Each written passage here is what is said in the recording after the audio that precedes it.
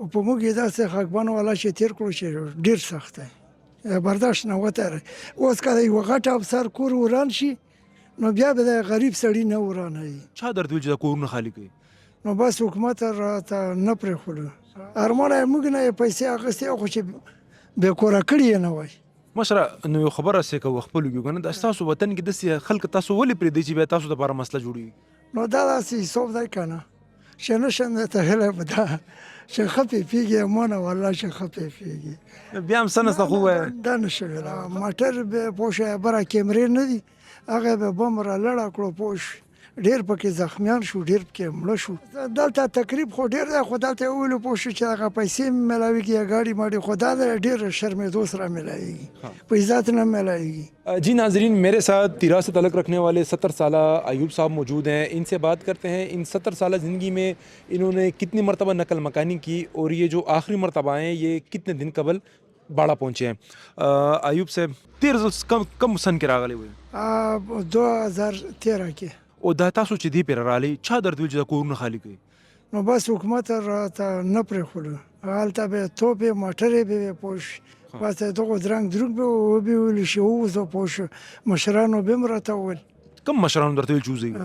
بس همدا کوم مشران چې وو که نه دغو به راته وویل. نه 14 کال وړاندې ته راغلی وې 2013 کې مشره 14 کالو پس ته بیا رالې هغه وخت خو دې وخت کې تا ته څه فرق محسوس کړي؟ هغه وخت کم تکلیفات دې کتلي وو اوس کم تکلیفات؟ ډېر تکلیف و اوس هم ډېر تکلیف دی. حقیقت خبره چې څوک د کوره نه وځي که نه نو ډېر خاکبان وي او په موږ یې داسې خاکبان والا چې تېر کړو چې ډېر سخت دی برداشت نه وته.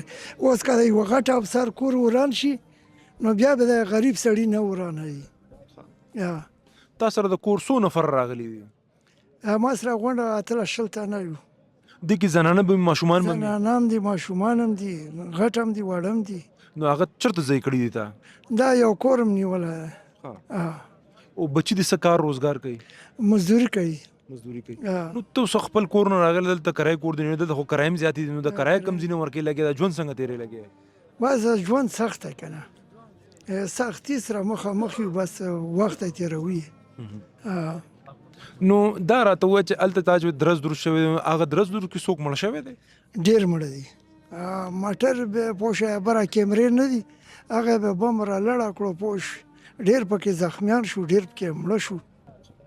او لار کې څه تکلیفات وو؟ لار کې سخت ساړه وو دومره سخت ساړه وو که نه چې هلته به پوځیانو راویسار کړو نو 2 غنټې بیا نه 2 ورځې بیا هلته ولاړو بیا به په لار کې چې را روان شو نو ګاډي په ګاډي پسې به ګاډی لګېدلی وو نو ډېر په تکلیفات سره راغلي وو ساړه هم سخت وو. څو ورځو کې دلته باړې ته رسېدلې؟ دلته په 3 ورځ راغلی یم. لاره کې 3 ورځې لګېدلې؟ 3 ورځې. نو اوس دلته ته راغلی دلته څه شي دپاره راغلی او دلته څه تکلیف درته دی که نه؟ بس دلته تکلیف خو ډېر دی خو دلته یې وویلو پوه شو چې هغه پیسې میلاویږي یا ګاډي ماډي خو دا د ډېر شرمېدو سره میلاویږي په عزت نه میلاویږي. نو هغه وخت پیسې درته میلاوي دي صحیح میلاوي دي اسانتۍ بس راشن ماشن به یې راکولو د زړې دوړې موړې به یې راکولې خو بس ګزاره به یې ورسره کوله. نو اوس راشن څه نن سبا مهنګایي ده زیاته. نن سبا په دغه 20,000 یا په 40,000 روپۍ باندې یو کار هم نه کېږي. ارمانه یې موږ نه یې پیسې اخیستې خو چې بې کوره کړي یې نه وای. مشره نو یو خبره سې کوو خپلو کې که نه، دا ستاسو وطن کې داسې خلک تاسو ولې پرېږدئ چې بیا تاسو دپاره مسله جوړېږي؟ نو دا داسې حساب دی که نه چې نه شم درته هیله به ده چې ښه پې پېږي مانه والله چې ښه پې پېږي. بیا هم څه نسته خو ووایه. دا نه شو ویلی. اوس حکومت نه ستا څه مطالبه ده؟ دا حکومت نه بس دا مطالبه چې خپل مال او په غرونو او په دغه هغه کې د مخلوق پرېږدي خپل وطن ډېر ښه ولاږي او په پردي وطن که شو دغه هم خپل ملک دی خو لیکن موږ له داسې پردیان معلومېږي. مشره ته چې راغلی نو تا سره دې پیره ماشومان به وي نو هغه ماشومان څه وایي خپل کور ورته یادېږي څه وایي ماشومان څه وایي درته؟ ډېر ورته یادېږي وایي چې هغه ځله موږ نقل مکاني نه وای کړې او هماغه ځای موږ دپاره ښه و خو په دې سړک کې راغلو پوه شو نو بس څه وکړي. نو مشره اکثر له هر کال دا چې واوره ورېږي تیرا کې نو خلک راځي نو دې پیره د خلک ولې فریاد کوي چې دا موږ دې پیره راغلو موږ راته بایجان موږ بیا کاله مې وشو په دې کې به ما مسافري کړې را لږه ډېره و نور چې کوم دی موږ به خاص په تیرا کې وو خو د مجبورۍ لاسه راورک شو بس कदा मजबूरी तो न रात ले چې دا مجبوري نه وای سره راتلم نه जी नाजरीन, आपने अयूब साहब की बातें सुनी। इनका ये कहना है कि इन अपनी 70 साल ज़िंदगी में ये दूसरी मर्तबा नकल मकानी कर रहे हैं और इनका ये कहना है कि ये जो ये रकम इनको दी जा रही है इसका तरीक़ाकार थोड़ा सुस्त है, इसमें तेज़ी लाई जाए।